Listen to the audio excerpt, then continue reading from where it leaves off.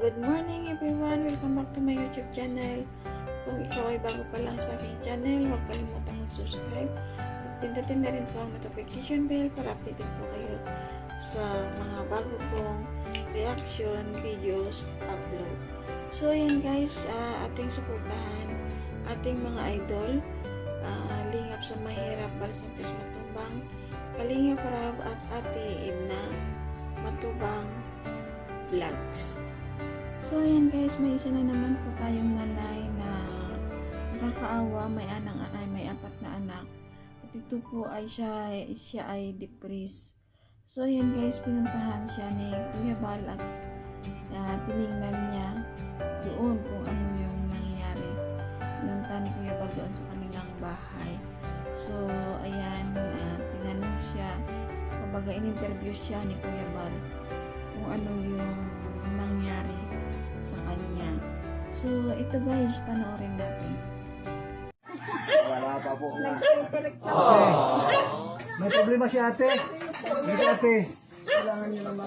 Ito po advice natin kung ano ating dapat gawin. Ate, ano pangalan mo ate?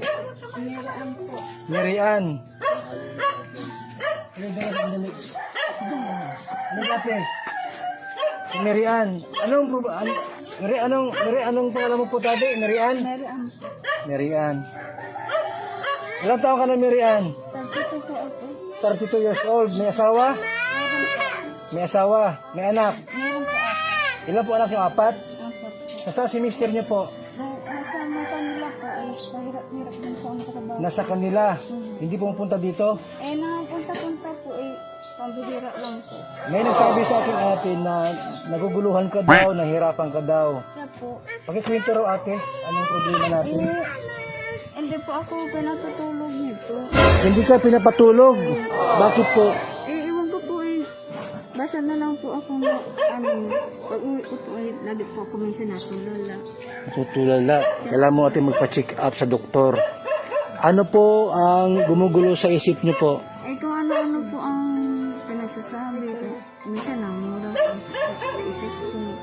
Sa isip mo, Sa mga problema din po. Stress. na-stress kayo. Ano ate ang number 1 problema niyo po sa buhay? Na gumugulo sa isip mo po at damdamin.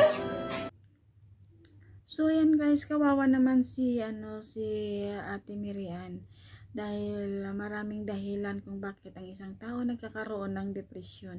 Andiyan yung nawalan ng mahal sa buhay, nawalan ng trabaho o sobrang pagod sa trabaho kaya ang isang tao ay nagkakaroon ng depression. Ang depression ay isang napakahirap na nararamdaman ng isang tao tulad ni Ate Miriam sa ngayon. So ayan guys, panoorin po natin ulit. Katulad po ng wala po kang makakainisan. Wala kayo? Makakainisan ng hit. Bigyan mo na ito ng bigas. May bigas doon. Sabihin mo, isang bigas ate. May bigas ka ha?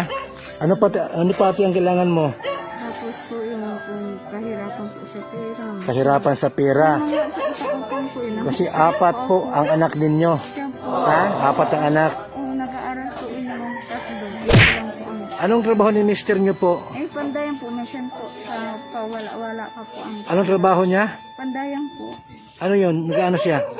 Nagagawa po ng sundang po ng mga gawain. Nang? Nagagawa po ng sundang nagawa ng Ay, mahirap ang trabaho nun. Konti ang kita nung gawa ng Kunti sundan. lang po ay kapag brown out. Pag Wala din. Wala din yung paso. Kaya minsan, Siya po. nai-stress po kayo.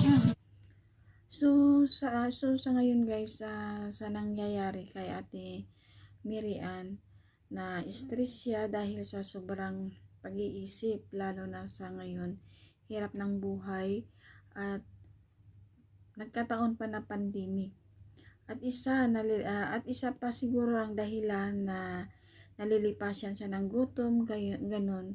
At ito po kulang, at isa pa minsan ay kulang sa mga pinansyal, lalo na may mga 4 na anak. So ang hirap din talaga guys, lalo na yung asawa niya hindi hindi sapat yung kinikita para sa kanila. So, kulang na kulang talaga. So, kaya yun, minsan naguguluhan ang pag-iisip ni Ate Miriam. Kaya yun, nagkakaroon siya ng depressed. So, ito guys, ituloy natin. Ito po. Nai-stress po kayo. Ano bang pa-school? Pampa-school. Lahat. Lahat po yan ang po na problema ko. Ito lang ang iniwan ko sa akin yung asawa. Mayroon ka bang bahay, ate? Pero ano po, wala po kaming sariling bahay. Saan kayo nakikitira? Kaya ano po sa masalupukan, sa bayanan ko po. Doon ka nakikitira? Kaninong bahay ito? Sa mama ko po yan. Sa mama mo. Nagpunta lang po kami dahil sa sobrang kahirapan ng buhay. Alam mo ate, hindi mo kailangang ma-stress. Ma-depress kasi may mga anak kayo. Kaka-stress talaga ang kulang na kulang tayo sa pinansyal.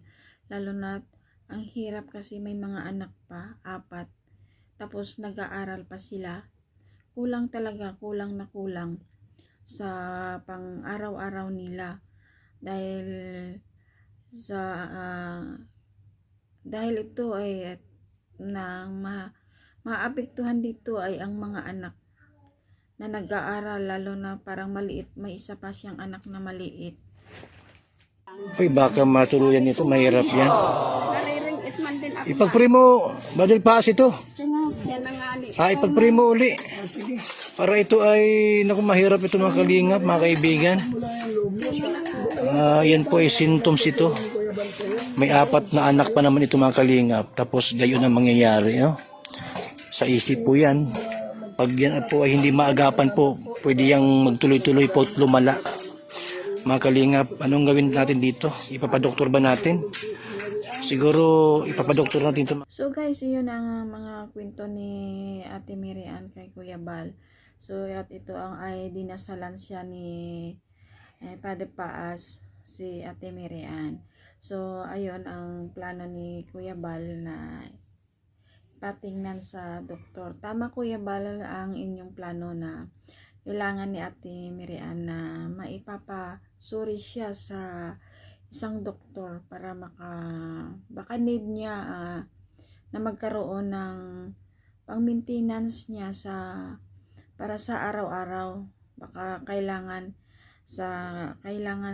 niya o kailangan sa kanyang katawan, lalo na yung nararamdaman niya sa kanyang katawan na nadidepress siya. So tama lang po na mapasuri siya sa magaling na doktor. So yan guys, ituloy natin. Ano pangalan niya uli? Miriam. Huwag kang pumayag na mayroong bumubulong-bulong sa iyo. Magdasal ka. Ang pinaka magaling na sandata sa lahat, dasal at panalangin ha. Minsan po nalalabanan ko man po. Ako lang po, alam ko man po yung minsan nalalaman ko bang po ang sarili ko. Baka sa pagkain lang yan ay makulang-kulang sa pagkain. So, Ate Miriam, ang masasabi ko lang sa'yo, labanan mo. Ang pagdadarasal ang magandang paraan na gawin mo, Ate Miriam. Dahil sa guni-guni mo lang yan, Ate Miriam. Ang kadalasan minsan kasi yung, di ba yung minsan yung may mga nanay na sabi nila na bibinat. Yan, baka may kasamang binat si Ate Miriam. Kaya kasama niya na yun, lahat-lahat may binat, stress. Yun. So, kaya Ate Miriam, lumaban ka, labanan mo, dasal. Andyan si God na tutulong sa'yo. Ayan. Lalo na isipin mo, lalo na at maliliit pa yung mga anak mo. Kailangan kanila Ate Miriam. Kaya lumaban ka, dasal tayo, dasal ka. Ipagdasal mo kung ano man yung mga pumapasok sa isipan mo. So, ayan guys, kawawa yung mga anak mo Ate Miriam. Talagang kailangan kanila. So, lumaban ka lang, pray lang. So, ayan. Yan lang yung masasabi ko sa iyo. So, hanggang Hanggang sa muli, maraming salamat po sa panonood. Thank you and God bless.